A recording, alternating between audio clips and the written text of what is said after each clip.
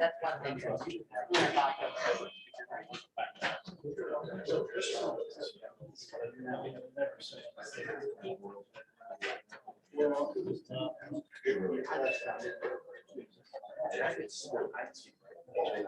Right, yeah.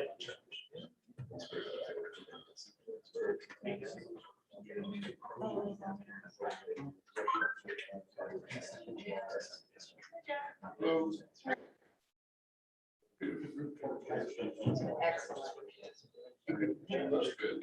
Yeah.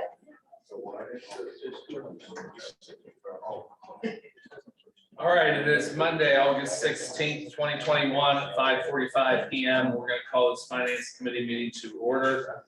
Present are council members Harris, Bub, Blake, Marmee, and Barker sitting in for Lang.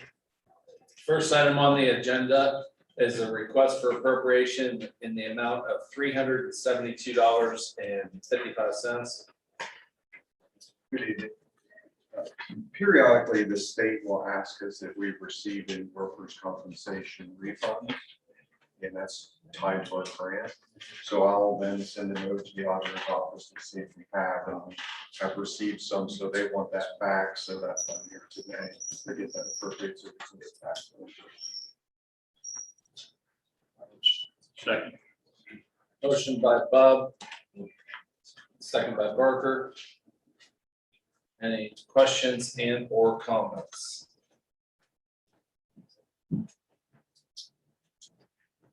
Seeing none, all those in favor, signify by saying aye. Aye. Those opposed, same sign. That motion passes 5-0. Thank you. Thank you. For the record, Mr. Lang is in now, so he will sit in for himself.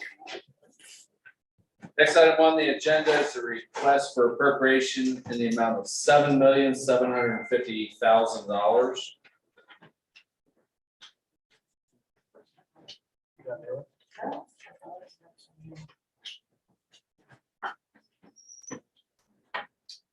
I'm going to get the first three items on there because they're water and wastewater issues.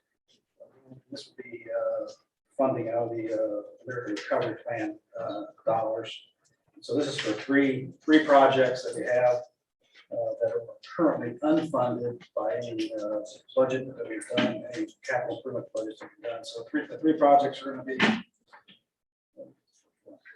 Let's see. The first amount is for water lines for $2.5 million. We're going to appropriate. We want to appropriate that money for our lead service line replacement program that we need to move forward with. This is a new state regulation, or federal regulation actually. We need to remove all lead out of our system. We think we have a lot of it out. The problem is if we have a galvanized line, a lot of times a galvanized line will have a lead, we call lead gooseneck. I brought one just to show you what we have.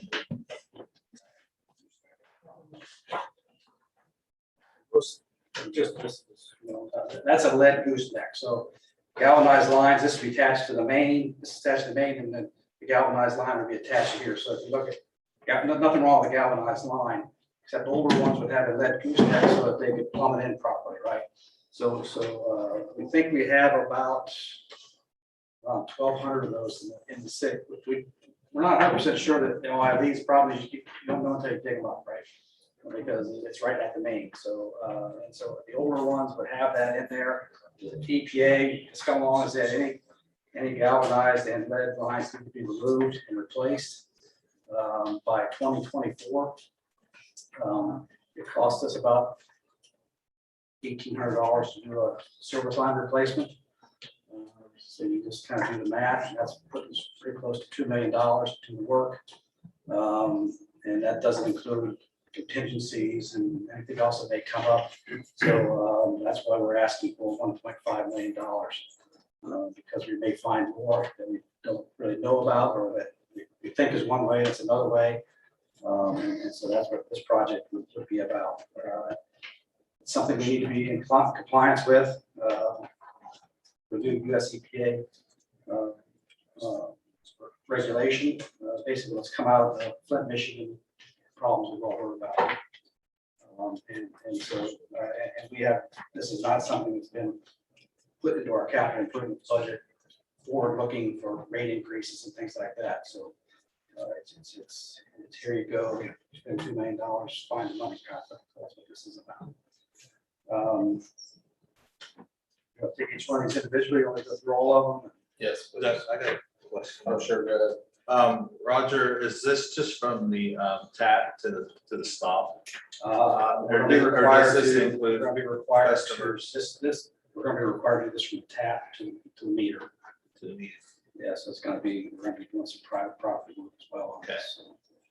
And you have records of where you think We they have, are? we have to have an inventory completed by the end of next year, I believe, is when the end, but we think we're gonna get done with the work before we need to get the inventory done, we'd like to do. And our current inventory is, you know, decent, but it's not 100% because we actually have two sets of it. We have billing information and we have work order information out of our asset management system. And sometimes the billing information is different than what the asset management system, which I'm sure. Yeah, totally understand. Columbia, I'm sure you understand. Those things sometimes don't always add up. Right. And so that's where the confusion comes in. And we've been working on trying to get that figured out and get a good, because we don't want to do a lot of unnecessary work. But occasionally we're gonna have some unnecessary. So actually, this is the one for a customer. This would be a good, this is a, Yeah. and look, and here's the deal with that is most of these lines are in the older sections of town. And sometimes that, you know, people are struggling with getting this work done. That's why they haven't been updated to begin with, right? Because they don't have the funds to do that. And unfortunately, what happens is we get situations where we get leaks and things like that, try to fix them. And then we're still in the same boat. So this would be, I think this is an excellent project to help people out and it helps us out as well. It keeps our water clean. So it's kind of all the way around. Yeah. So That's fine. Yeah, Mr. Lewis, so what's the timeline for, working through this? it's gonna be done by the end of 2024. Okay. But we would hope to have that done a lot sooner. What we plan on doing is probably issue a bid this information, bid this work out, and to 3 or 4 contractors, we would hope, and they would go around, they would identify them, and they would just start. It's hard to do them in the wintertime because you got to repair the main roads. We've tried to replace all of our lines that are out in the newly paved roads. We don't want, obviously, we don't want to pave the road and go out and replace the water line.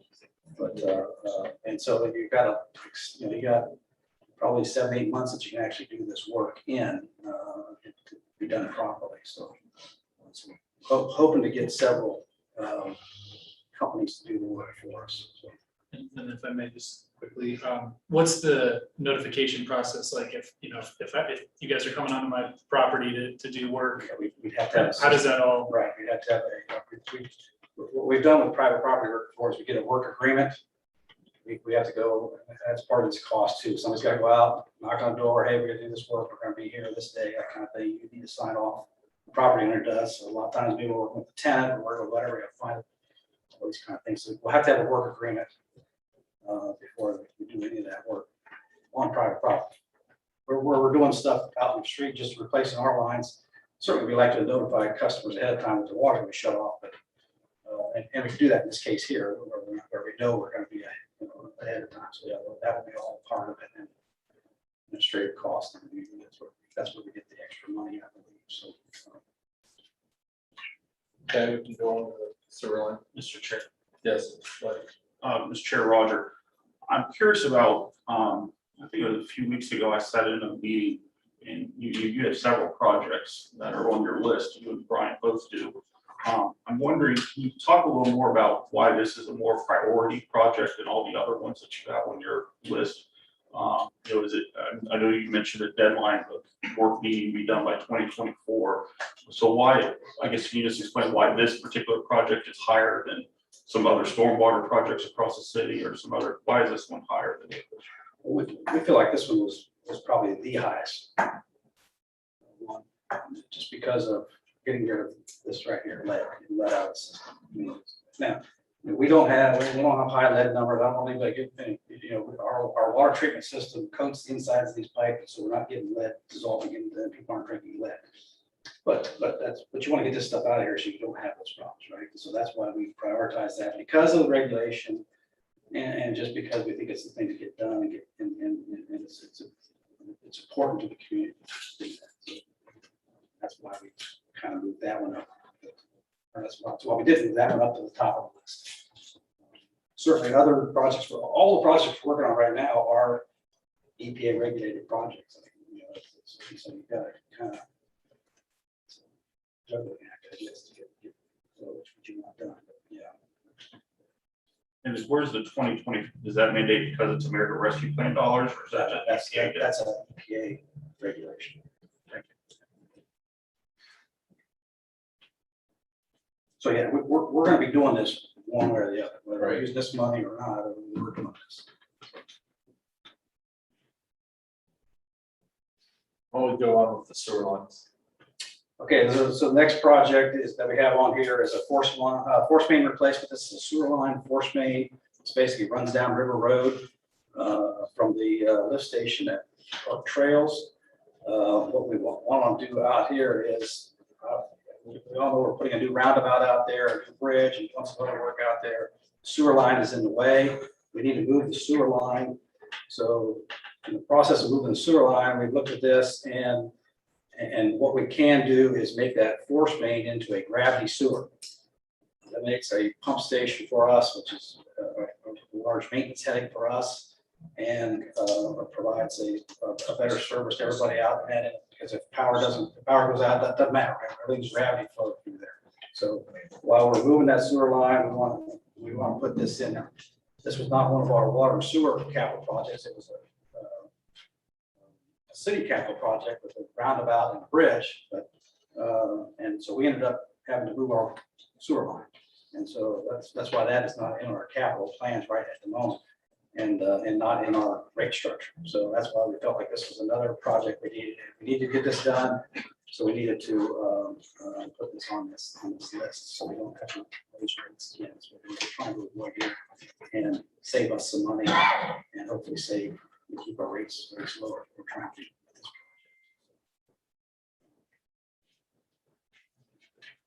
Okay, the next water line. So the final one is water storage capacity. We recently did a study of the water system expansion, looking at where our water system could expand, need to expand. One thing right now, as we have grown as a city, and we do not have enough water storage according to our what's it called 10-state standards, which is an engineering standard. So that's how things are designed, right? We do not have enough water storage, and water storage mostly relates to fire protection. And if we have to shut things down for certain amounts of time, we need about 24 hours of storage. We do not have that in our system. As you know, Torrance Hill is where our primary storage is at. That's about 6 million gallons. We have a standpipe on the west end, another 150,000 gallons. We need an additional 1.5 million gallons, which is basically another tank to put out here on Torrance Hill. And that's what this is a plan to put additional storage up on Torrance Hill. That can be done one of two ways that we've looked at so far. We've done the preliminary engineering on this work, and that's either add to the top of the current storage tanks so we can put a little more water in them, or put a fifth tank in up there, and we think we can slide that in somewhere up there. We haven't done complete engineering yet. That's our plan right now. So again, this is one thing that came up in looking at our system, where our deficiencies are at, and if you want any growth in the city or that kind of thing, we've got to have additional storage, and just so we have proper fire protection and proper water supply. And that's what this project will do. So, roughly tanks, it's almost always in this case, tanks are about $1 a gallon, and we get about 1.5 gallons or 1.5 million gallons. So it's $1.5 million, and then with contingencies and design and all that stuff, around $2 million.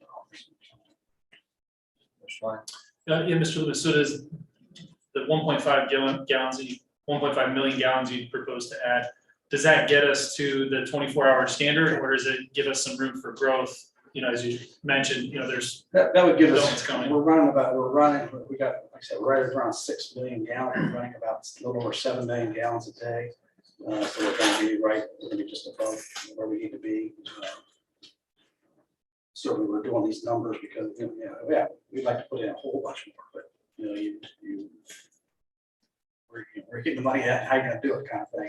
We just want to at least meet the minimum, so we're trying to do here. And make it grow. Certainly, the money was there, we would put more in. You gotta be real careful with storage, because the more storage you have, that means water sits in tanks longer, and then you got chlorine problems, it causes some other issues that you got to deal with. So it's kind of a balancing act.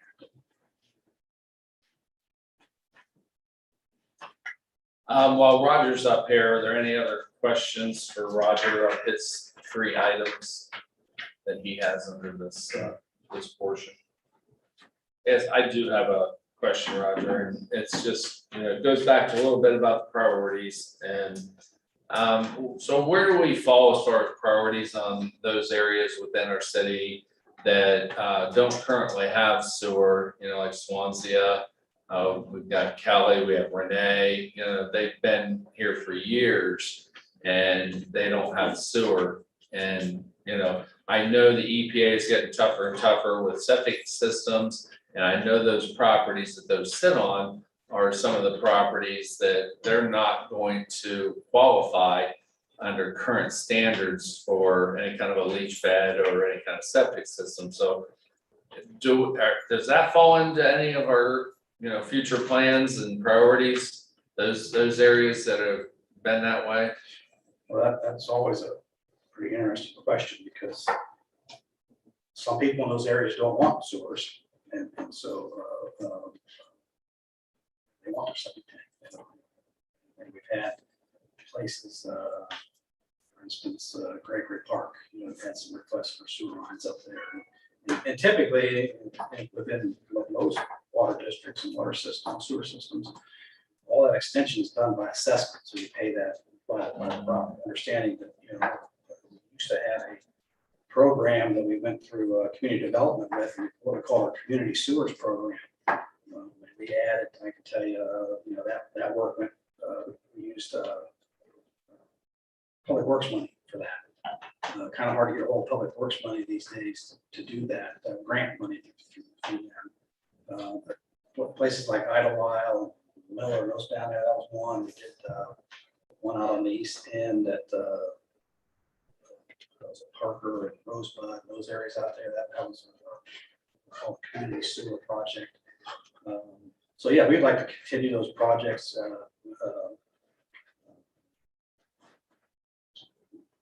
Kind of like you're sticky wickets sometimes with people, but wanting it, not wanting it, needing it, that kind of thing.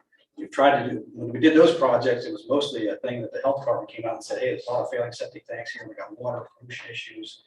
You need to do it. It's kind of forced in those areas, kind of thing.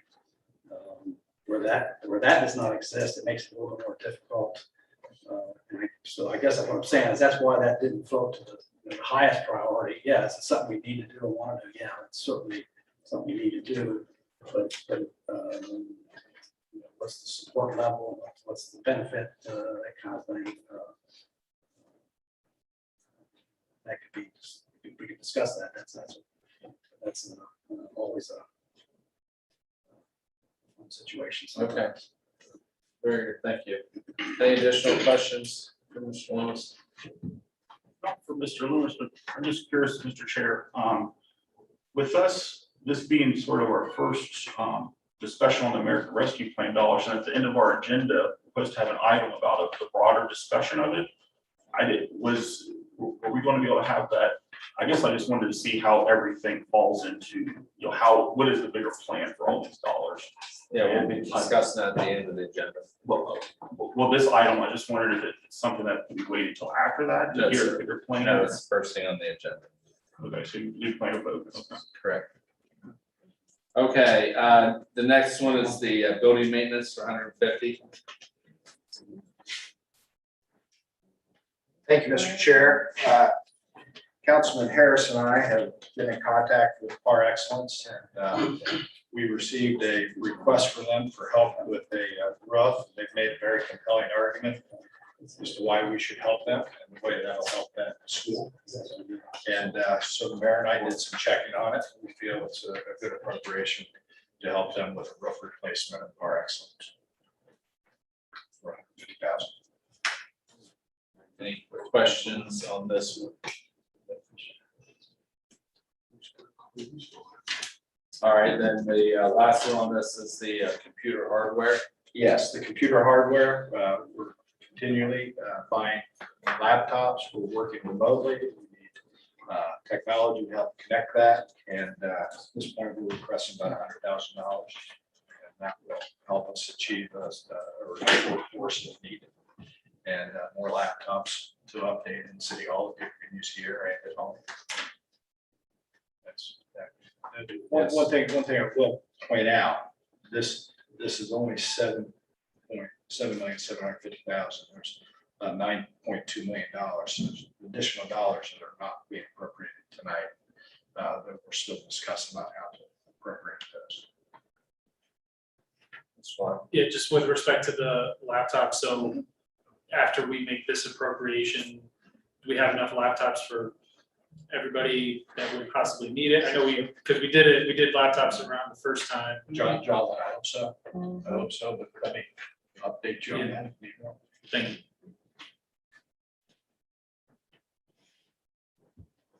you. Any additional questions, Mr. Blake? Thank you, Mr. Chair, Director Rhodes. Can you speak a little more about the Par Excellence program? I mean, where has there been opportunities in the past when we helped such entities as this, or what's the reasoning of why we're wanting to help? This falls within the parameters that we're allowed to do within these dollars that we have received. And if you're asking a question, if we helped out general fund dollars, answer that would be simply no. But these are the additional dollars that we received from the government. There are guidelines that you're allowed to follow, and this particular will follow those guidelines. Mayor and I even went over and spoke with Ken Oswald in the county about this too, to make sure that we were in good standing. It's pretty stupid, these things.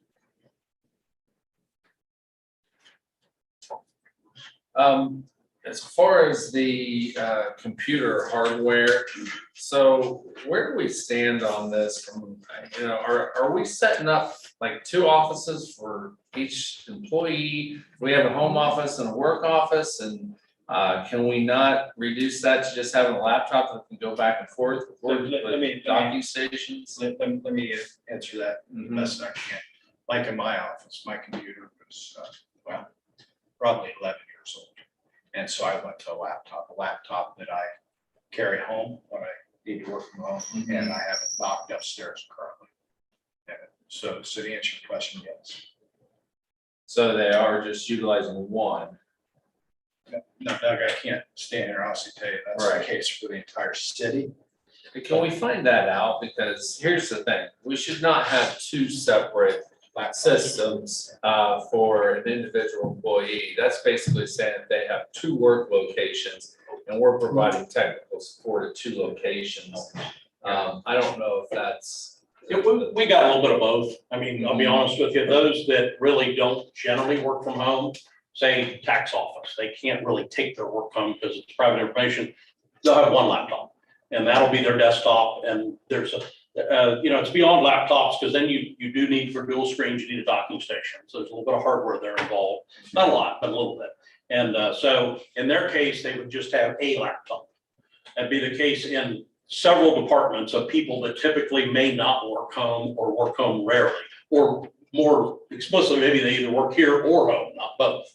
But we do have people probably in more management positions or department heads that do a little bit of both. And that in that case, they may have a local unit here and they also have a remote unit to take home. The other thing that's achieving, we still have a few people on Windows 7, or Windows XP. We've got some old stuff there that we're trying to get that all updated too as we go through this, plus it gives them flexibility. So sometimes we're getting them some new screens to go with that. So it kind of depends on the situation. The auditor's office, They are a little better equipped at home because they can do a lot of work from home. Sometimes it just depends, or maybe a couple days. We're kind of preparing for what we've experienced in the past and what may or may not happen in the future, I think, a little bit. So it's a little blend of things. And of course, in technology are these screens or all kind of things like that. Not saying in this chunk, but I'm just saying technology is a pretty broad term when we're using these kind of dollars. We're also bringing in about 3 softwares now across the city that really will be less touch, less paper, less everything, a lot of savings, but you have to have the right hardware to support all that. So it's a little blend. No, everybody doesn't have 2 laptops, and most people do not at the end of the day. But, you know, we really didn't have any laptops in the city per se. I mean, we had a couple probably, you know, literally at the end of the day. So luckily, the CARES Act and the ARP funds provide us with laptops. Had we been a city that had standard protocol with a bunch of laptops, I don't think it could have been used for that because we'd had a normal replacement plan for those laptops. But in this case, it's a little blend of both. So. Okay. Thank you. Yep, you're welcome. Any additional questions or comments pertaining to this? Yes, ma'am. I am just, Your name and address. for Linda the record. Mossholder, 224 Green Meadow Drive, Newark, Ohio. I'm just asking for some clarification. As I read this resolution, it says appropriating monies for current expenses. And then under section 2, all of these appear to be monies that are planned to be used with the American Rescue Act. Has there been an approval of these items? It's my understanding that council had to approve how the American Rescue dollars were being used. It would seem to me that approval would need to come first prior to allocating expenses for these items. I'm not questioning the items. That's what we're doing now, man. So, but if we approve this resolution, then we are approving the expenses of the American Rescue Act. Of these scholarships, ma'am. Okay, so that's not a separate item The approvals. of, It's not separate processes, no, it's all in one. The money came to the city and basically is sitting there. And the council has to approve any appropriations of those dollars. Okay, So so this is a approval, and why are they being expedited? I guess is another question.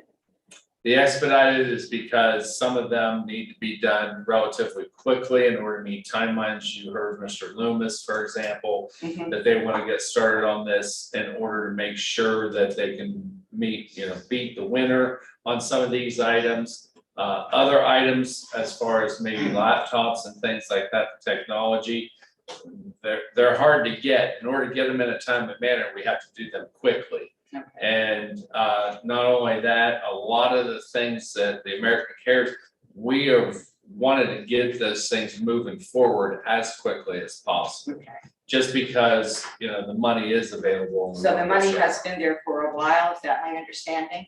No, I would not say it's been there for a while. Okay, I It's- just needed clarification on why it was part of the current expenses, but thank you. Right, yes, ma'am. All right, any additional questions? I'd entertain a motion. So second. A motion by Bub, second by Harris. Also, in reference to what Mr. Blake had to say, the reason why I kept this as the number 1 item on the agenda and went forward with that, we still have 2 weeks if this proceeds on to full council to do our research, to do anything, to talk to the administration. And if something needs to be amended or anything along those lines, we can do that. The main thing for these is that, do they qualify to move them forward? And then we need to do our research, and we'll have our 2 weeks to do that research and find those things. Plus, we're gonna hear from the administration at the end, kind of what their overall plan and picture is. Okay, so that's why I kept it. So seeing no other further discussion, all those in favor signify by saying aye. Aye. Aye. Those opposed, same sign. That motion passes 5-0. Next item on the agenda is a request for appropriation in the amount of $320,700 $320,738.55. Thank you, Mr. Chair. Weekly, daily, monthly, we look at the needs of the city. And as we look at the needs of the city, we look at our debt, we look at our expenses and capital improvements. A large item has arisen as a need. It's a ladder truck for the fire department. It's approximately $1.2 million, but when you put something like that on a spreadsheet over 7 years, all of a sudden your payments exceed your income that comes in capital improvements. So the mayor and I, the auditor's office, the fire chief, we've wrestled with what is the best way to do a new ladder truck? What is that? And what we came up with was, let's pay off some debt that we have in the capital improvement spreadsheet. So we've identified some debt that can be paid off, and it comes to about $320,000. And later tonight in capital improvements, I'll be asking for the opportunity to go into a lease agreement to buy a ladder truck and to buy various pieces of equipment that I need for the street department to effectively, and the cemetery to effectively do their jobs. But we felt uncomfortable with moving forward with this expense unless we were able to reduce some of the debt. And we're in a position we can do that. And that's the reason for the appropriation.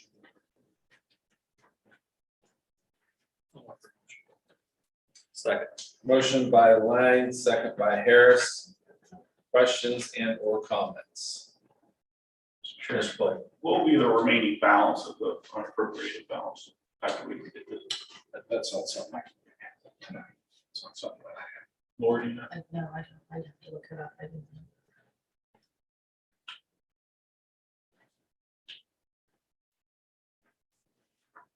Could you just get that number to all the members of council, just so they have that?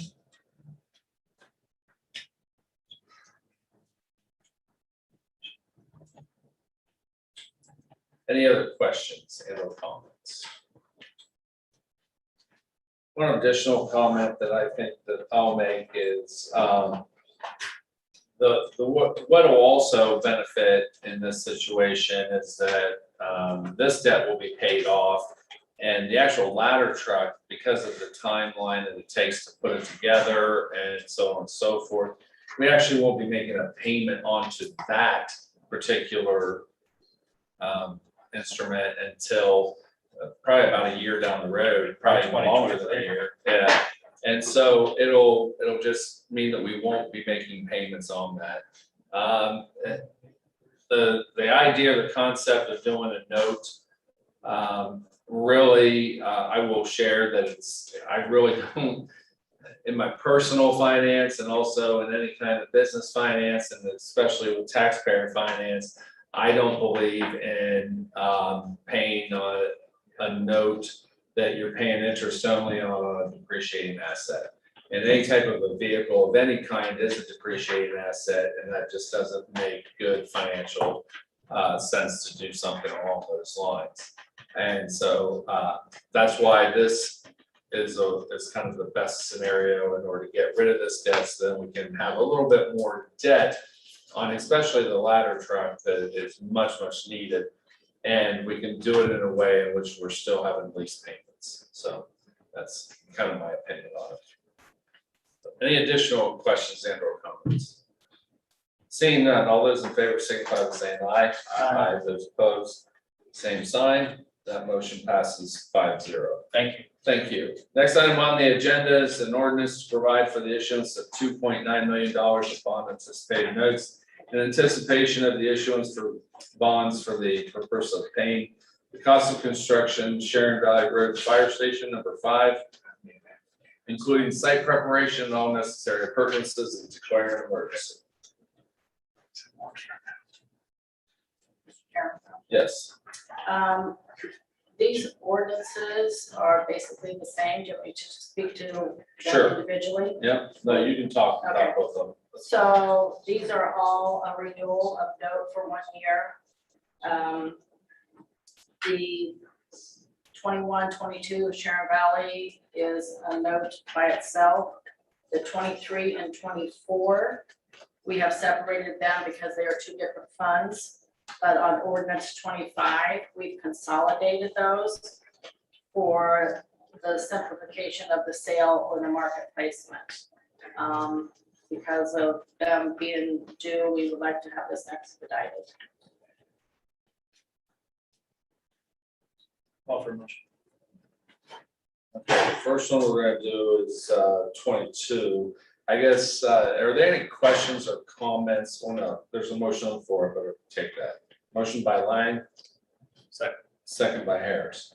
Are there any questions, comments on any of these as collectively or individually? So we should state that since she did talk about all of them. Okay, so we have a motion for ordinance 21, 22 and a second. All those in favor signify by saying aye. Aye. Those opposed, same sign. That motion passes 5-0. 21, 22 is the issuance of the $2.5 million bond for the cost of Tamarack 40th Street upgrade stormwater improvements. So again, this is part of the same thing. Mr. Chair, point of order. Yes. I thought it was, I have 21, 23. That's what okay, I'm sorry, yeah, 21, 23. Thanks. I'll offer a motion. Motion by Lang. Second. Who was that second? Second by Harris. Questions and or comments? Seeing none, all those in favor signify by saying aye. Those opposed, same sign. That motion passes 5-0. And 21, 24 is $500,000 bond for the purpose of paying the cost of water system improvements and all necessary purposes there too. Motion by Lang. Second by Harris. Questions and or discussion? All those in favor signify by saying aye. Those opposed, same sign. That motion passes 5-0. And then the next one is 21, 25. And this is an ordinance consolidating two bond anticipated notice issues of the city of Newark and declaring an emergency. So this is combining those two. Motion by Lang. Second by Harris. Questions and or comments? Seeing none, all those in favor signify by saying aye. Those opposed, same sign. That motion passes 5-0. Thank you very much. Appreciate it.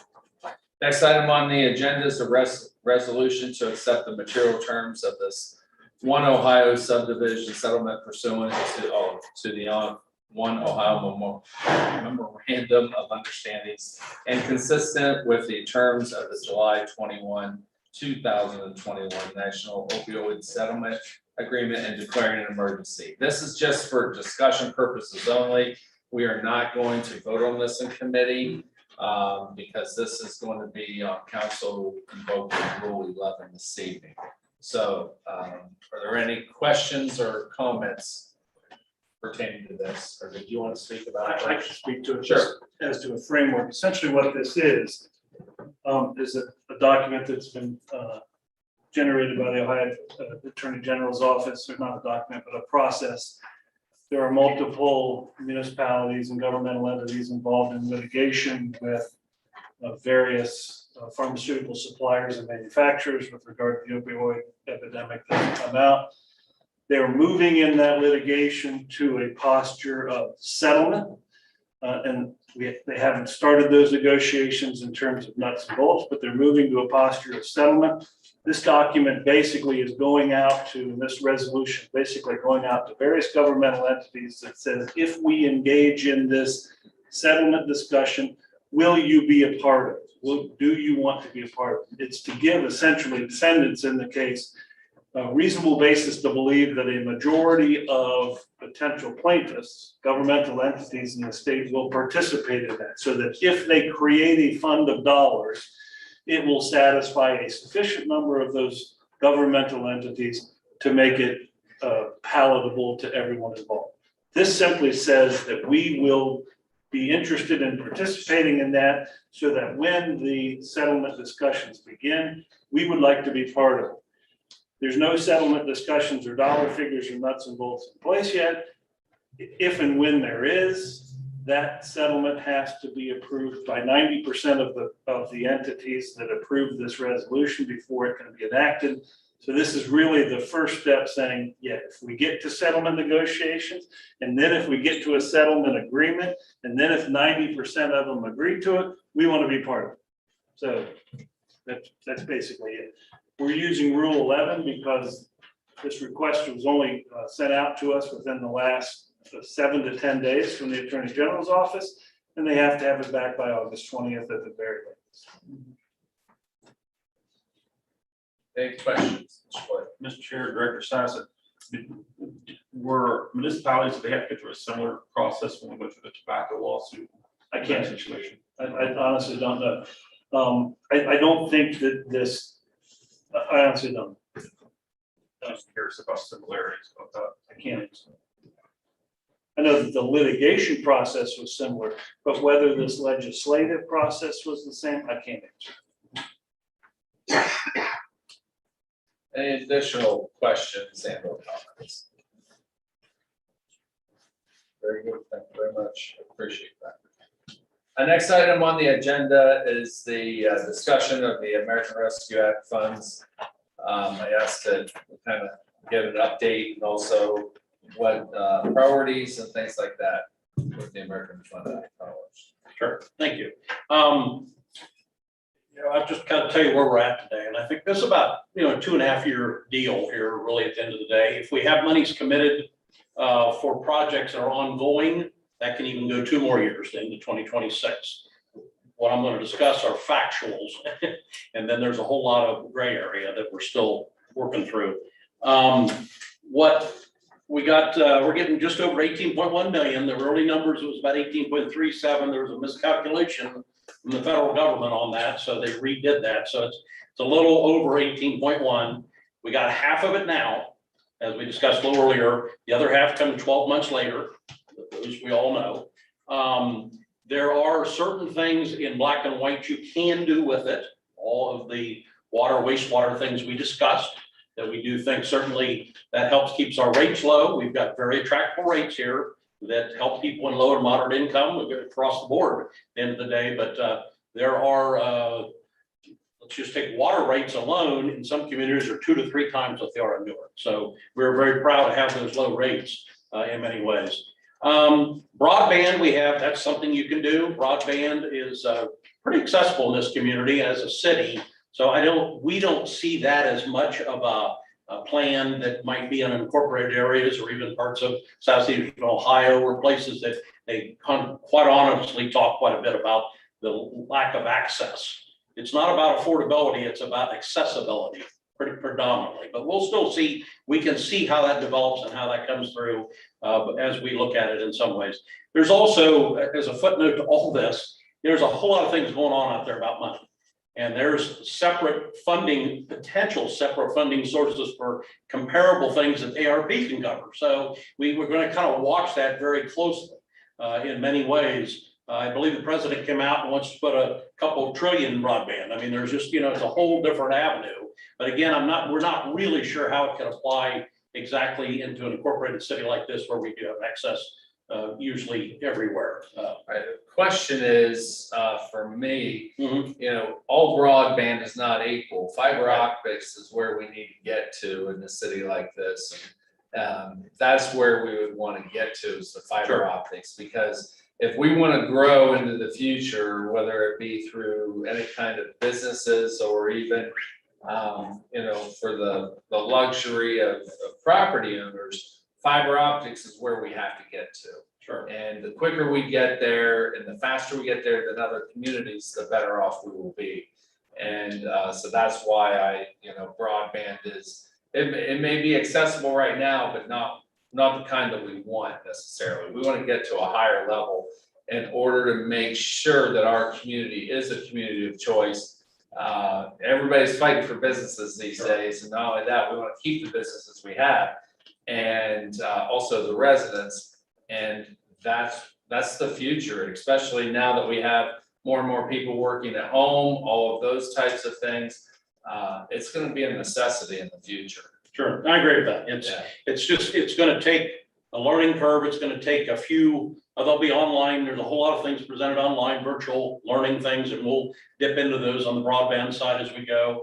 I think some of that, from my standpoint, is 5G broadband. It's many antenna towers throughout the city everywhere. We got to think about the complexities of that a little bit, because we had some early nods on that, and whether those poles and right of ways can be used for that. But it starts a lot of antennas in a lot of places. It is the way the technology is today, at least. So if that changes or not, and of course, I'm not nearly saying, don't mistake no to broadband at all. I'm just saying right now, what we know and where it's at is first half money. What Roger is doing and through the water department, I mean, number one, I'm extremely proud of it. It's phenomenal, the plans he's delivering and how we do it. Keeping this rate low is through good management and good planning in many ways. So, but those are long and tail projects that take engineering, they take a lot of studies, and that's something we wanted to kind of launch early in this, so there was plenty of time. What we don't want to do is come to the end of 24 and start sweating because something isn't done. That's for sure. And then we have to possibly, whether you can extend or not, and all those things. So those longer, more entailed projects, we really wanted to throw out there, quick and early. So I think we'll go through things. We didn't have an amazing amount of revenue drop because of property taxes went up. Throughout Licking County, it went up nearly 24%. So that is something in other places across the country, they had enormous amount of revenue drops. So at that point, they probably throw all their ARP money into that, which what we will use the calculation, it's about 4.1% per year that we can do each of these years through 24. And that will be general fund money. So, so it can go right into that and take care of that. So I don't think, we don't, it's a process we're going to go through. We're not going to do today, everything we're going to do fall money. Be honest. Right. Questions? Yeah. Yeah, thank you, Mayor. I appreciate the thoughtfulness. I think I would challenge the administration a little bit more to focus on that broadband. Sure.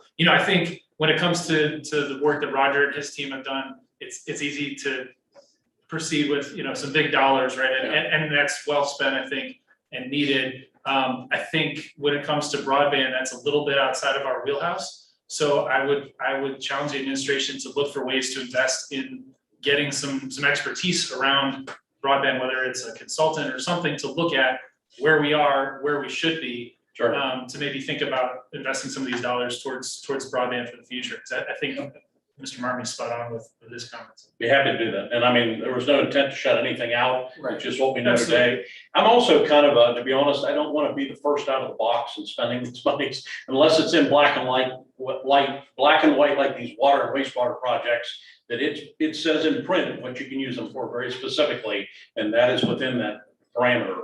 Some of these things, let's see what some other cities do. Let's get some ideas from them. Not when they're done, I mean, when they start talking, and we'll build that. It's still very early in this process, very early, and it'll just take, we're going to set through this probably in the next couple of months here, and really there'll be a whole lot more information coming out and the virtual things to watch and, learning lessons. And there's an amazing amount of attorney firms that are doing that, a whole lot of consulting firms, obviously the firms that are going to get direct benefit from these dollars, they're all coming out with it. So they're still working out it's only been probably 2 or 3 weeks that the final rules come out. So until that came out, they really couldn't get down and create all this. So, but we'll keep you updated. It's a two-way street. I mean, that's what I really want to hear. You're out there tapping with the people. That's the point of council really at the end of the day. So please, feed us anything, any ideas that way, and nothing's closed off. So again, this is 7.7. We've got 1.3, 1.4 left there. We've got another 9.1 in a year, so there's plenty of money to do many things, and point well taken on the broadband. So Yeah, and then so as far as when we get, have we heard anything as far as when we're going to hear information as far as like those littler things? What can we utilize for? They can come out with some of the very big ticket items, like you said, the sewer and water. So when do we anticipate hearing about some of the other items? You know, the general, I know it took a little while with the Yeah. first set of money. that we- I'll be honest with you, I'm not anticipating a list of things you can and can't do. I think it's probably better refined than the CARES Act money was, only because it's phase 2, or whatever you want to call it. Right, But with that money went through the state and came to us. We had the Office of Budget Management over in Columbus. That was a good resource because they were in the middle of that money. They're not in the middle of this money. They are helping and they're making points, but I'll be honest with you, I'll be leery at times because they're trying to interpret the language. And they're really not obligated. So you have to be very careful of that, because no matter what anybody tells you, at the end of the day, we are responsible. You know, they're not gonna come bail us out for something. So the CARES Act, they never said we could buy a transport unit. That was never in print. We asked them and they said other communities are doing that. That was the response we get. So that's the type of responses you're gonna get, I feel. Yeah. No one's gonna overly commit. And that's why, again, I feel a little safer not being the first one out to do some things like that, to kind of push those back just a little bit, do these things early that are transcribed in a 151-page document, and then step back and it'll kind of develop as it comes out. They have a fact list, FAQ list that gets updated, you know, all the time, and it keeps growing and growing and growing. And that's really where a lot of the details get, they kind of come out kind of nice. So they're not, the language itself, there's some broad interpretation. I think those facts are going to be the more detailed stuff when we share those with the games. okay, I appreciate that. Yep, you're welcome. Any additional questions, anybody on the committee, or, yes, Mr. Blake? Mr. Chairman, Mr. Mayor. Yeah. I'm curious where, you know, we do know that at some point there will be some infrastructure dollars coming. You alluded to that a little bit earlier, that some more dollars will come for infrastructure projects. Mhm. We know that when Mr. Loomis stands at that podium, he also often comes with $1 million requests, and so these dollars will be used up quite quickly. As we look forward, I mean, how will we look at, I guess I'm wanting to see, how will we look at the remaining dollars in anticipation of even more federal dollars coming to us as to what projects will be at the top of that list? You know, so I know that, you know, Mr. Harrison, Barker and I sat in with people talking about the Buckeye Avenue area. I know that there's flooding that occurs down at the south end, that, you know, we talked about the levee being raised down there. So I'm just curious about where will these other types of projects, you know, be considered as far as the bigger plan for these type of infrastructure projects? Well, infrastructure now with ARP money, it's water, wastewater, and broadband. I mean, it doesn't get beyond that.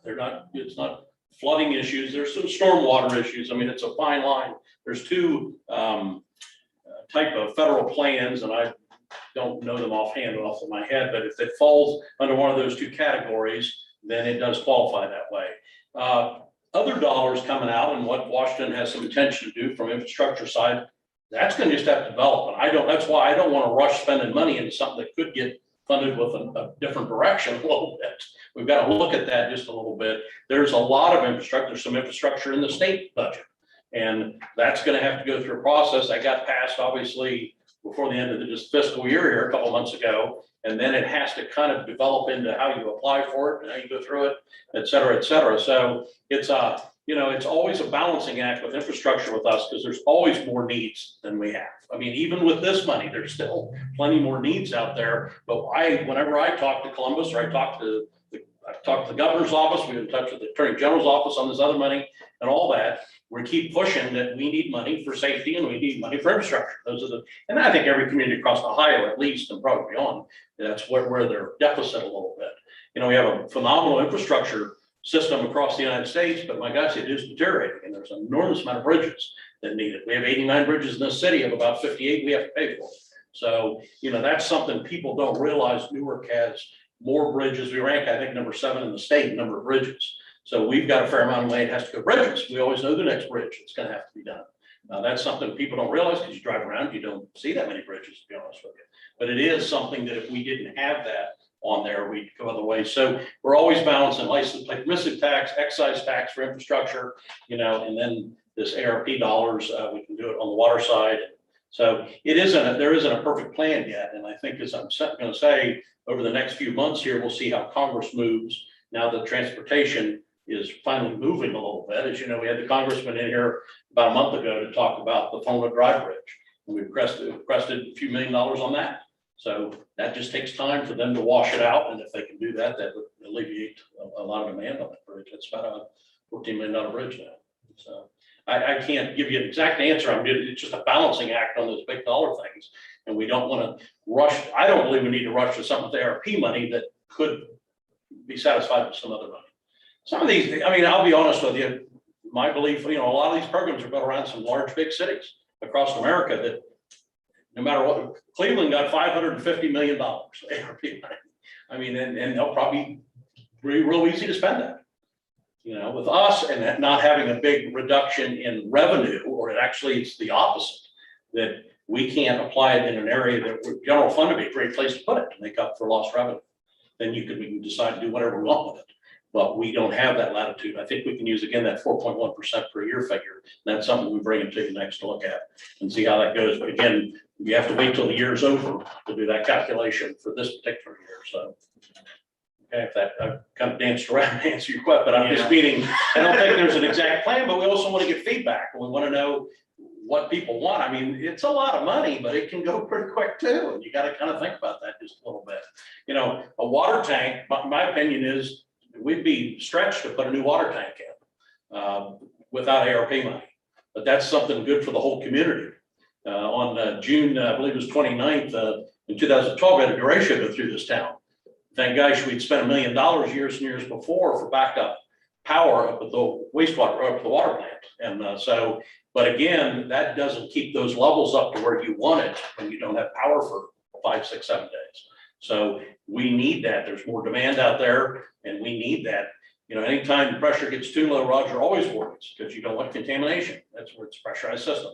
There's many parts to that. So that, I think, is money well invested about the integrity of our system, because anytime you have drinking water problems, it's terrible for a community.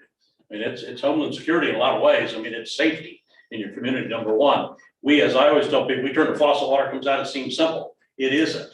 It's a lot of hard work, and people are doing a lot of great things to make that work and stay safe and be pleasant to drink and all those kind of things. So we want to keep that system rolling.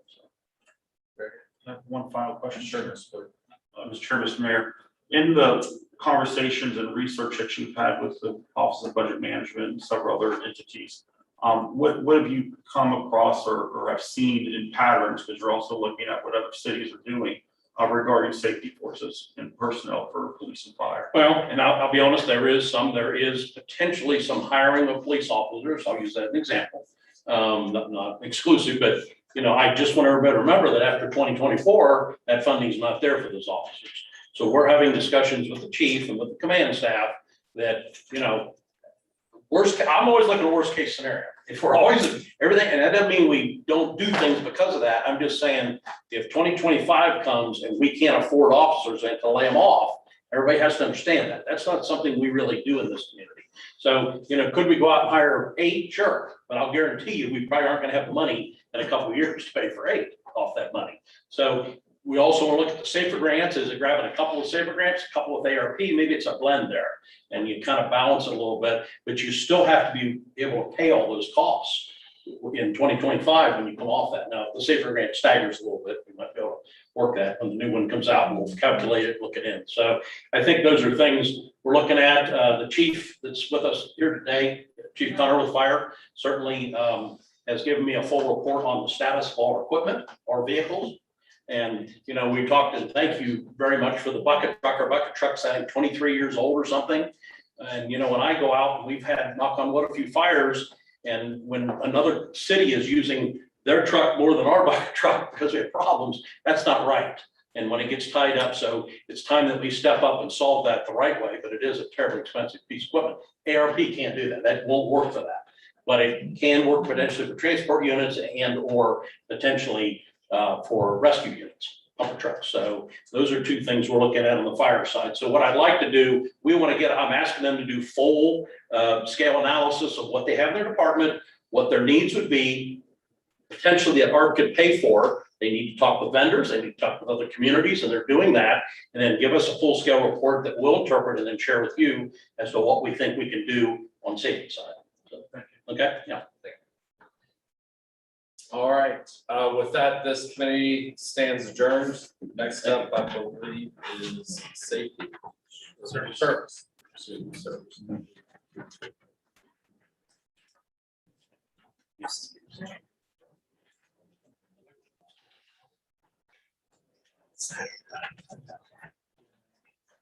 I saw that. That was the same card. Field Public Service Committee meeting to order. Those present, myself, Brad, Harris, Bob, Blake, Parker. Up first, resolution 21-50, replacement of LIC CR 8031.16 SFN 4561430 bridge, which carries Granville Road over Log Pond Road Run with diversion channel in the city of Newark. That's correct. What did I just say? Quite simply, it's the bridge that's over the diversion channel on Granville Road, close to OSU Newark campus. The bridge is one of our next ones that's up for replacement. We've applied for through ODOT for this Ohio Bridge Partnership Program funding, and we're awarded $800,000 towards construction of it. And basically, this is a preliminary legislation that comes from ODOT saying that we would accept those funds and move forward through the design and engineering process to be able to use the construction funding in 2025. Questions of the training? Questions from the committee? Second. Motion by Bob. Seconded by Parker. Question from the audience? One additional thing, this does not need an emergency. If you read through the legislation, it makes mention of if an emergency is declared, but there is no reason for this to be an emergency at this point. Awesome. Seeing no further questions and discussions, all those in favor of passing this out to council, signify by saying aye. Aye. All opposed, same sign. That passes 5-0. Thank you very much. Thank you, sir. And we will conclude the service committee meeting of that. For the capital improvements.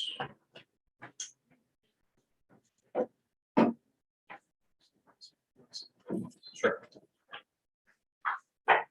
Jeremy, do you want to sit in for you?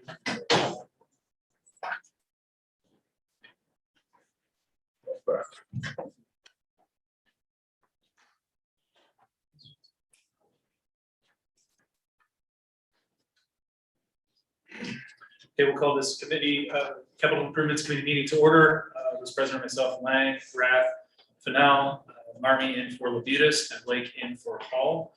First on the agenda, we have resolution 21-48, resolution authorizing and directing the Director of Public Service for the City of Newark enter into a lease agreement with Park National Bank for the lease purchase of miscellaneous mower and other equipment for use in the Department of Service. Director Rhodes. Thank you, Mr. Chair. Give you an example of what we're looking for just for the street department. We're looking at 2 tractors with 15-foot brush hogs. We're looking at a 15-foot finish mower, a 22-foot arm mower so we can reach down the banks. We're also looking at a Polaris utility vehicle to help pick up trash on the highway. In the cemetery, Parks and Cemetery Department, additional mowers to continually cut the grass. We're asking this because we need it and because there is going to be a little room in capital improvements because of the action of the finance committee. And these are all state debt, by the way. They don't need state debt. Got a motion by Rath, Second. second by Bob. Bob, you're not on the committee. Oh, sorry. I'll second. There you go. All right, Mr. Fennell. Sorry about that. Any questions or discussion from the committee or from the audience? All right, seeing none, all those in favor of sending on to full council signify by saying aye. Aye. All opposed, same sign. That passes 5-0. All right, next up, we have resolution 21-49, resolution authorizing director of public service to enter into a lease agreement with the Park National Bank for the lease purchase of one ladder truck for the Division of Fire without competitive bidding and declaring an emergency. Director Rhodes. Thank you, Mr. Chair. This got cleared through the law director's office through a conversation with the fire chief and Doug, the mayor and I, and the fire chief talked about this a long time throughout the finance committee. We'll be able to move forward with this when we get a final cost, which is somewhere at about $1.2 million. At that point, we'll look at whether we do a 6-year lease, 7-year lease, or 8-year lease. It's something I'll be chatting with the finance chair about as we get a little closer to this. And as Doug mentioned, we will not be making our first payment probably until 2023. Motion. Motion by Rath. Second. Second by Fennell. Thank you, Director Rhodes. And I think I did speak with the chief. I just wanted to put on record. So our current ladder truck is it 23 years old? If you could just briefly speak to the condition of that current truck. Sure. The current ladder truck was purchased in 1996. It's 26 years old. Purchased in, I think, June of 96. Its purchase price at that time was $630,000. 26 years later, the price of the truck is right around 1.2, 1.3 million. It is a necessary piece of equipment. It's a once in a career purchase. This type of ladder truck that we use. And could you speak to any ongoing maintenance or upcoming maintenance we may have on the current ladder truck? Or if you have those Yeah, the numbers? current ladder truck is in the last 5 years, I ran some numbers. We've had almost $75,000 in maintenance costs alone with that apparatus. Just this past Friday, it was out of service for 5 or 6 hours while the pump was repaired once again. And then the mechanic said, you may get 10 minutes out of this, you may get 10 months, but you're looking into larger problems with the pump on that apparatus. It also failed its last 2021 inspection for hydraulic issues and some other major component issues that we did pay for out of our maintenance budget to repair to keep the truck in service. But it is becoming it is a maintenance nightmare at the moment for us, and it is time to go. NFPA requirements currently, who governs basically the industry best standards for the fire department, specifically say a fire apparatus is 15 years frontline service, 5 years reserve service, and then it should be gone. After that, we've gotten 26 years out of this. We've done a good job keeping it on the road. It's just time to replace that apparatus. So I think it's a good dollar spent to save lives. So appreciate that. Thank you, Chief. Yeah. One more question, and I'll open it up. Director Rhodes, the rationale for the emergency clause on this one? I don't know if Chief, you want to speak to that? Yeah, the emergency clause is right now we have an apparatus that we have. It's right off the line. It fits our needs. It's perfect. The manufacturer, which is Pierce Manufacturing out of Appleton, Wisconsin, we're buying the truck from Atlantic Solutions, which is they let us hold it for 60 days. The current apparatus that we have is 10 minutes from being out of service again at any given moment. That they're working with us to be able to provide an apparatus we can put into service quickly to serve the community. And the old apparatus, once the truck is received, it does take a little bit of time to get things put in it, radios, air packs, things that to make it serviceable, and then training. It's a large piece of equipment. All of our 84 people will have to go through training to learn how to safely operate that apparatus. So we want to take advantage. There's also a jump in price. Quite a big jump in price. If we don't act now, it'll save the city quite a bit of money in order to buy now rather than wait. There's every year, the costs go up exponentially on these apparatus. They're so expensive and they're so in need that we feel very fortunate. We found one that fits Newark perfectly, that's ready to go, and we can try to get that sooner than later. Thank you, Chief. Questions from the committee, Mr. Rath? What are we gonna do with the old one? The old one, the old one will not go to reserve status. It will be sold on gov deals. The estimates that I'm getting for what we'll get out of that truck is no more than $25,000 most likely. We talked about depreciating assets. You're right. The minute you roll up that off the lot, it's depreciated. And especially in a city like Newark, we're very busy. It's not sitting in the bay all the time. It's making runs. Another municipality entity is not interested in something that's worn out like that. So We're estimating 25,000, I hope maybe 50 if we get lucky. Mr. Chair, Chief, is this current truck located at the downtown station? It is, yes. Is this the South End Pride truck? No. No, It is- okay, it's all the right. sister truck that sits, that rolls with it on Okay. fires, the engine and the ladder. And the ladder is a requirement on fires that we have ladders respond by ISO ratings. And that keeps people's insurance rates low in the city, so we comply with ISO. And same with Roger, we all work together when it comes to ISO with water and fire protection stuff. So all these things kind of work together to keep the rates low for the community. Thank you.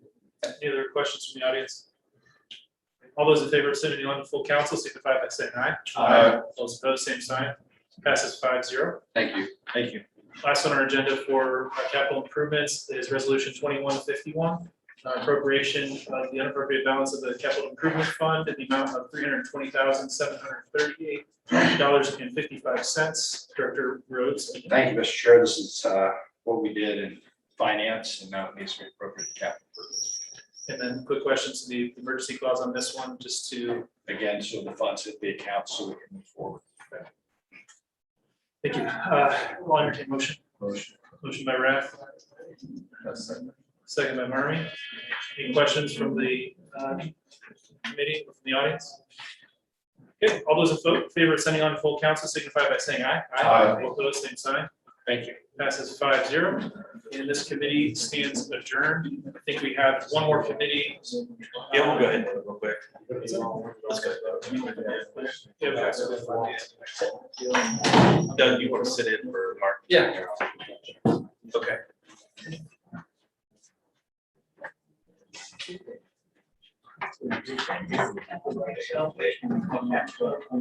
Okay, we'll call this personnel committee meeting to order. This is discussing ordinance 21-21. It's an ordinance amending position classification, pay range, and department authorization tables, in the city of Newark, division of water and wastewater by creating the classifications of utilities operations supervisor and customer services coordinator within the division and setting the compensation therefore, and establishing all other positions within the division. Roger Lemus is here to speak to that. You have the floor. Yeah, these are going to be really three positions we're talking about, two new positions we're talking about here. Mostly related to the projects that we have going on right now. And that is because a lot of things that we're doing are requiring some of our current supervisors to be so busy with projects and we're missing out on some of the work that gets not getting done on a day-to-day basis kind of thing. And so we're requesting a customer service coordinator position. About 10 years ago, we had a meter supervisor position. That person retired, we did not replace that position. And we moved a lot of that work up. You know, I took over some of that work, our business manager took over some of that work. But the way we're doing business today with a lot of our projects and stuff, we're running out of time to do those things. We're not being able to get that work done. And so we've come to the point where we think we need to replace that position. We have extra work like backfill work we're doing. And we have technology with DC, our data collection units and things like that that are taking time. And so we would like to fill this position or open this position up so that we can assist our customer service and our metering department with a union position. This is a union position. And then that frees up our managers to do some more of the project work. Similarly, with the operations supervisor, about 15 years ago, we had two supervisors down in the distribution and collection department. And we eliminated those positions. We moved up some of the work into our crew leaders positions. We currently have a problem with people not wanting to be crew leaders. They don't think it pays enough, so they don't want to move up into those positions. But we also have, with all the projects we have going on, our facilities manager down there is so busy with the projects, doing things, he doesn't have time to spend in the office doing the work he needs to do down there as well, getting paperwork done, that kind of stuff. This will be a boots on the ground kind of a guy. He's out doing the work, getting the crews going, that kind of stuff, so that our manager is not out in the field every day doing those kind of things when he should be in the office doing that type of work and getting projects organized and working with our project managers and our contractors. These projects are going to be going on for 10, 15 years. These are going to have to be permanent positions because it's just going to go on for a long time. And so we've decided that these positions need to be created. We're also creating an additional leader position. And we don't want to hire an extra person, but the reason we're requesting this position, I think keeping one of these positions, is that sometimes when people move up into the meter slot or bid into the meter slot or hire a meter slot, they don't know a lot about big meters and they're not trained well enough. We don't have people trained. So we would keep somebody in the lower positions, use our supervisors to help train them, and then move them up into the next slot. So it's kind of a unique position because it's a department with two people. And when you have a department with two people, it's hard to have one here and then try to move somebody in. And so you get into problems with that. And so we're gonna still have two people, but we're gonna have three positions so that we can possibly move somebody into a lower position, train them, and then move them up. That's what we'd like to do. So no intention of having three people in that position, just two. So, but it's 3 slots is what we're proposing. So. So anyone have any questions or comments? Second. Okay, I have a motion by Marmy and a second by Langen, just for the record. I don't believe I stated the committee members, myself, Ryan Bub, John Lang, Sean Fennell, Blake is in for Hall, and Marmy is for Lapidus. There's a motion on the floor by Marmy, a second by Lang. Is there any further questions or comments? Seeing none, all those in favor of move this on the full council can signify by saying aye. Aye. Those opposed. Roger, thank you. Good job as always. That was 10. It's 7 o'clock. We're gonna take